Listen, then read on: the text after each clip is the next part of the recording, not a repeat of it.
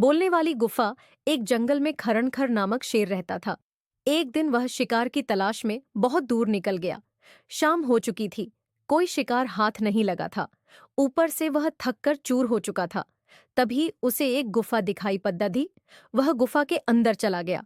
गुफा खाली थी। शेर ने सोचा, अवश्य यहाँ रहने वाला जानवर बाहर गया है। रात होते होते वह गुफा में वापस जरूर आएगा। ऐसा करता हूं, तब तक यहीं छुपकर बैठता हूं। जब वह जानवर आएगा तो उसे मारकर खा जाऊंगा और अपनी भूख मिटाऊंगा। वह गुफा में एक कोने में छुपकर बैठ गया। वह गुफा दक्षपुच्छ नामक गिद्धाराची जैकलित की थी। जब वह लौटकर आया और गुफा के पास पहुंचा तो देखा कि शेर के पंजों के निशान उसकी गुफा के अंदर जा रहे हैं, लेकिन बाहर आते हुए पंजों के निशान उसे दिखाई नहीं पड़ रहे। वह समझ गया कि उसकी गुफा में कोई शेर गया है। उसे यह भी संदेह था कि वह अब भी अंदर ही बैठा हुआ है। ये पता लगाने की शेर गुफा में बैठा है या नहीं, उसे एक युक्ति निकाली। गुफा के द्वार पर खद्याका होकर वह तेज आवाज में बोला, मित्र, मैं वापस आ गया हूं। तुमने कहा था कि मेरे वापस आने पर तुम मेरा स्वागत करोगे, लेकिन तुम तो चुप हो। क्या बात है? तुम कुछ बोल क्यों नहीं रहे हो?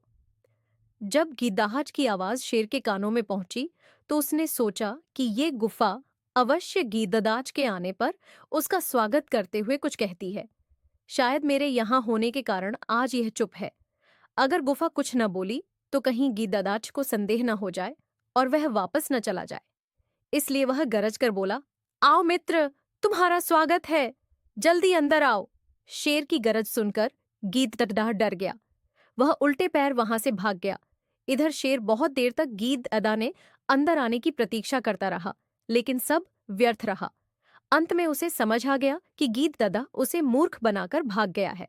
शेर को अपनी मूर्खता पर बहुत क्रोध आया, किंतु अब वह क्या करता? शिकार उसके हाथ से निकल चुका था। सीख, भविष्य के संकट को भांपकर जो बचने की युक्ति निकाल